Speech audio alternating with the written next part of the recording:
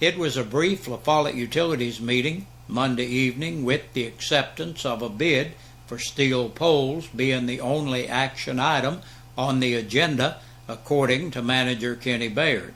The board accepted the $57,986.37 bid from HD Supply for steel poles that will be used in the White Oak area to Clairfield distribution line extension project. In its third phase, the project has been ongoing for the past 5 years and is a 4-phase project. It will probably take till spring to get the poles in, and this time next year before the final phase of the project is complete, according to Baird. He explained that once complete, the line distribution would eliminate the need for the Pruden line, which is one of our worst located lines, according to Baird. Sheriff Robbie K. Goins tells WLAF there's a $500 reward for information that leads to the arrest and prosecution of anyone responsible for the vandalism of the Campbell County Cougar football field house. The sheriff says if you have any information, please call Detective Josh Carroll at the sheriff's office at 562-7446. His name was synonymous with WJJT. He was the voice and personality that brought a smile to your face. Hearing the voice of Tim Zucchini let you know that you were listening to the Jellicoe radio station, WJJT. Well, after a battle with cancer, our old radio friend left us Monday. The voice of Tim Zucchini was synonymous with WJJT, Jellicoe's radio station that first signed on the air in 1970. Tim Zucchini was 61 years old, a good friend, a good radio announcer, and we were saddened to hear of his passing. A La Follette man was arrested for vehicular assault after striking a police officer. After striking a mailbox and passing out in a field with his car still running, then waking up and striking a deputy who was attempting to help him, a La Follette man was arrested on multiple charges, according to a Campbell County Sheriff's report. David Allen Elkins, 22, was arrested on Saturday, January 25th, after deputies received a report of a possible accident on Gladefield Drive.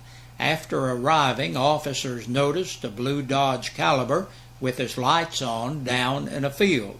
It also appeared the vehicle had struck a mailbox and several bushes in the area, according to the report.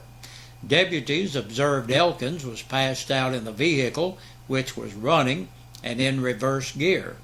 As Deputy David Wormsley leaned in to wake Elkins, he noticed a handgun lying in the passenger seat of the vehicle. Deputy Josh Jeffers went around to secure the handgun, at which point Elkins woke up on his own. Deputies advised Elkins who they were and that they needed to put the vehicle in park, but Elkins resisted and pushed the gas pedal, and that caused the vehicle to proceed backwards into the field. He hit Deputy Jeffers, knocking him 15 feet into the field, according to the report. The vehicle also struck Wormsley and narrowly missed Sergeant Mike Owens as he dove out of the way. The vehicle then came to a stop after striking and getting hung on a tree. Elkins continued to fight and struggle with deputies who were attempting to remove him from the car. Elkins had an extreme odor of an alcoholic beverage and slurred speech. Without being questioned by deputies, Elkins stated he was extremely intoxicated and did not know where he was.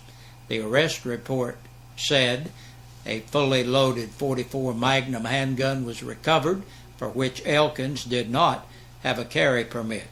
He consented to a blood alcohol test and continuously apologized, saying he was just drunk. He was arrested on several charges, including vehicular assault. Elkins has a February 4th court date. A Maynardville man was arrested for unlawfully carrying a weapon after his car was stopped on January 19th because his passenger was not wearing a seatbelt. According to the Campbell County Sheriff's Department, Nicholas Chase Holt, age 19, was driving on Titus Hollow Road when he was stopped by a sheriff's deputy. Deputies immediately smelled marijuana coming from the vehicle, which the passenger admitted to. Holt told the officers he had a concealed weapon under the seat. Officers recovered a loaded .22 caliber pistol and arrested Holt for not having a carry permit. A La Follette man was arrested for theft and aggravated burglary charges on January 23rd after an investigation by sheriff's deputies. David Paul Orick, 27, was charged with aggravated burglary, theft of property between $1,000 and $9,999, and violation of probation after he allegedly broke into a victim's home on Minot Lane on or about January 1st. According to the sheriff's report, Orick busted the door to the residence and stole $1,500 worth of property. Orick has a court date of February 4th. And there will be a free meal night tomorrow night at the Fincastle United Methodist Church at 6 o'clock. That's a look at the news. Back with a press release from the Sheriff's Department in just a moment. And taking a look at the press release from the Sheriff's Department, 3 people have been booked into the jail in the past 24 hours. Iris Rose Broyles, age 40, of Short Avenue in Lake City, on an attachment for child support. 31-year-old Jacob Tyler Purdy of Orchard Street in Jacksboro for violation of probation. And last today, Jason Ernest Ward, 36, of Reagan Lane, La Follette, on a capious bench warrant. That's a look at our news for this Wednesday. Thank you for joining us. We'll look for you again back here tomorrow evening. Hey, Big Josh with you on this Wednesday evening looking at our birthdays and anniversaries. Our Birthday and Anniversary Club is brought to you by our friends here at WLAF and Eastside Pizza and Deli. They're located in the Food Line Shopping Center. Make sure you stop up and check out some of that fabulous food at Eastside Pizza and Deli. Jane Duncan celebrates today. Happy birthday to you, Ms. Duncan. Tony Phillips is 5 years old today. Happy birthday, Tony. Alex Cox celebrates today. Happy birthday to Alex. And Mary Asbury is 89 years old today. Happy birthday to you, Mrs. Asbury. Brenda Marlowe is 69. Happy birthday, Brenda.